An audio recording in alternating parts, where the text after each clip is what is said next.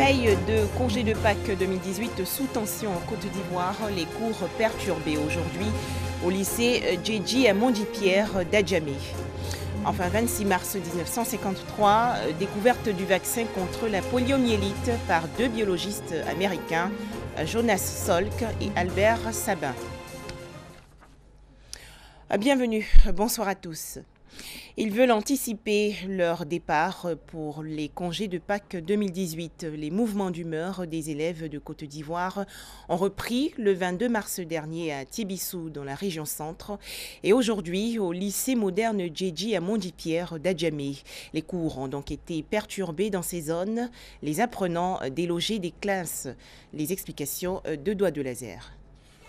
À 3 jours des congés de Pâques ce lundi 26 mars 2018, chaude ambiance ce matin au lycée moderne Djedji à Mondipierre d'Adjamé. Des échauffourées ont éclaté entre des élèves de cet établissement et ceux venus d'ailleurs. Ces derniers, dont on ignore la provenance, ont tenté de déloger leurs amis. Ils ont été repoussés par la police selon les témoignages recueillis auprès des responsables de l'établissement.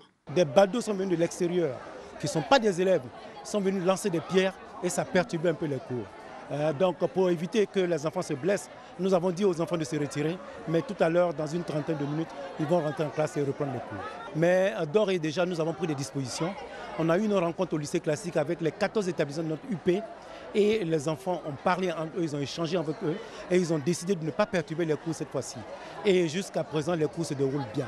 C'est une pratique qui a cours chez les élèves des lycées et collèges d'Abidjan et de l'intérieur du pays. Réclamer des congés anticipés avec souvent la manière forte en délogeant leurs camarades des salles de classe. Le 22 mars dernier, dans la ville de Tibissou, un groupe d'élèves a tenté de déloger leurs camarades des établissements secondaires en vue de les contraindre à un départ anticipé pour les congés de Pâques. Ces perturbateurs ont été bastonnés par les élèves des classes de terminale avant d'être conduits au bureau du proviseur. Fort heureusement, la majorité des établissements ne sont pas logés à la même enseigne. Ici, au Collège moderne du Plateau, c'est le calme plat. Élèves, enseignants et encadreurs s'acquittent de leurs tâches habituelles. Les cours se déroulent sans aucune perturbation. Les élèves ne vont jamais en congé avant les décisions prises par le ministère. Les élèves vont toujours à la date prévue. Tout se passe très bien. Rassurez-vous, les élèves ne peuvent pas prendre le dessus. Nous sommes là pour les encadrer. Pour le moment, on est en plein cours et les élèves sont tous présents. Vous avez remarqué même qu'ils sont attentifs et silencieux. Même tableau au Collège moderne de Cocody. Les élèves sont bien en place et ont suivi les cours de la matinée après le salut aux couleurs. À Noël, ce ne sont pas les tentatives qui ont fait défaut, mais nous avons dissuadé nos enfants et nous sommes effectivement partis en congé le 23 décembre, comme prévu par le calendrier scolaire. Pour le moment, cette fois-ci, nous n'avons aucune information. Tout se déroule bien, nos enfants font les cours. Nous sommes en train de préparer les conseils de classe qui commencent demain matin à 8 h. Et le mercredi, nous parachevons tout ça par l'opération de salubrité et on va en congé dans la gaieté. Les congés de Pâques sont prévus pour le 28 mars prochain, un calendrier scolaire qui doit être respecté.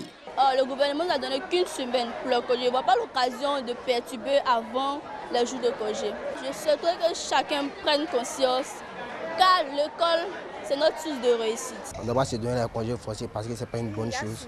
Parce qu'il y a certains établissements qui ne sont pas encore en congé, donc on doit respecter les lois et les règles de l'établissement. Nous sommes d'accord pour qu'on parte en congé le 28. Chaque année, c'est le même scénario. Des mesures sont nécessaires pour remédier à cette situation qui perturbe la majorité des élèves qui aspirent à se donner les moyens pour réussir. Un tout autre sujet à présent et en images, des jeunes sensibilisés au danger de l'alcool et de la drogue. C'était à Boisflé, dans la région centre-ouest du pays, une initiative du ministère de la Promotion de la Jeunesse, de l'Emploi des Jeunes et du Service civique. Autre sensibilisation, cette fois à l'endroit des femmes du district d'Abidjan. Elles ont participé récemment à une campagne contre le cancer du col de l'utérus. Une séance gratuite de dépistage a été également organisée dans la commune de Yopougon. À noter que c'est une initiative des experts européens département Afrique de l'Ouest en collaboration avec le service d'aide et d'assistance aux réfugiés et apatrides. On en parle avec Walter Amadou Ouattara. Une femme meurt toutes les 2 minutes du cancer du col de l'utérus selon l'Organisation mondiale de la santé. Plus de 500 000 nouveaux cas sont enregistrés tous les ans à travers le monde. En Côte d'Ivoire, ce sont plus de 1500 femmes qui contractent cette maladie par an. Pour les experts de la santé, seul le dépistage reste le meilleur moyen de prévention. C'est un cancer qui est provoqué par un virus appelé le papillomavirus humain, qui est transmis de façon préférentielle sur le plan sexuel. Et lorsque ce virus est posé au niveau du col de l'utérus, il va commencer à se développer, à ronger les cellules. Une femme qui a atteint d'un début de cancer du col de l'utérus, si elle est diagnostiquée tôt, peut guérir totalement et mener une vie normale. Pour mieux lutter contre cette maladie, le réseau des chambres des experts département Afrique de l'Ouest, en collaboration avec le service d'aide et d'assistance aux réfugiés et apatrides, initie une séance de formation et de dépistage en faveur des femmes. Pour ces organismes internationaux, il est important que chaque femme puisse connaître son statut. Nous avons décidé d'appuyer ces dames-là pour qu'elles puissent bénéficier gratuitement d'un dépistage et éventuellement d'un suivi pour les cas qui seront avérés. Le RCDAO, c'est une organisation qui œuvre dans le domaine de l'aide au développement.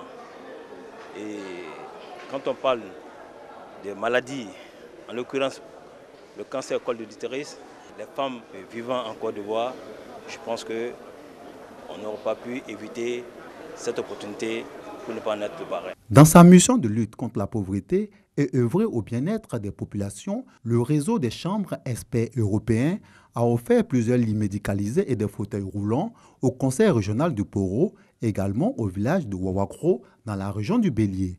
Une action qui va s'étendre aux autres régions de la Côte d'Ivoire. En Égypte, le président sortant Abdel Fattah al-Sisi a assuré de décrocher un second mandat. Quelques 60 millions d'électeurs ont été appelés aux urnes aujourd'hui pour l'élection présidentielle. Les résultats officiels seront proclamés le 2 avril prochain. Un artiste dérange le pouvoir en Sierra Leone. Emerson Bokari, c'est son nom, se dit le chanteur du peuple et refuse toute compromission. Découvrons-le dans ce reportage. Des politiciens démagogues, des citoyens affamés, le clip du chanteur sierra-léonais Emerson égratigne une fois de plus les puissants. Le refrain parle de plusieurs petites choses et l'idée c'est d'attirer l'attention des gens sur ces problèmes. Par exemple, il n'y a pas de réseau d'eau courant dans la ville. Les gens doivent prendre conscience de ça. Corruption, pauvreté. Depuis 15 ans, Emerson Bokari fait rythmer les mots de la Sierra Leone pour éveiller les consciences. Récemment, Ernest Bai Koroma, le président sortant, l'a comparé à une mouche sur son épaule, un surnom qu'il assume avec fierté. Je veux simplement que mon message parvienne à l'oreille des gens. Ici, 70% de la population est analphabète. Donc parfois, ils sont mal informés. Ils ne savent pas ce qui se passe dans le pays. Emerson est l'un des rares artistes dans le pays à critiquer le gouvernement. Il dit recevoir régulièrement des messages de menaces et d'intimidation, mais pas de quoi le décourager. Et pour son manager, la clé du succès d'Emerson, c'est justement son parler vrai. Même les politiciens ont sa musique dans leur voiture, ils écoutent ses chansons, ils y font référence dans leurs communiqués. Je pense que c'est simplement parce qu'il dit la vérité. On ne peut pas le nier. Tandis que le pays s'apprête à choisir un nouveau président, Emerson nie toute affiliation ou ambition politique. Ça n'a aucun sens pour moi de rejoindre un parti politique.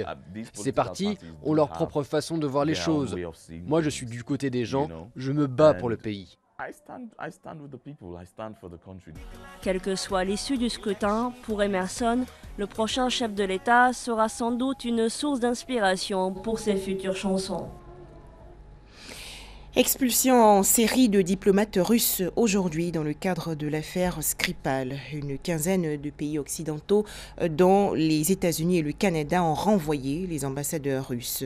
La Russie, de son côté, dénonce une provocation et promet de riposter. Rappelons que Sergei Skripal, officier russe du renseignement militaire, avait été empoisonné avec un agent neurotoxique au début du mois de mars. Au moins 64 morts, dont 9 enfants, dans un incendie survenu hier dans un centre commercial à Kemerovo, en Russie. Une enquête a été ouverte pour connaître les causes de ce drame.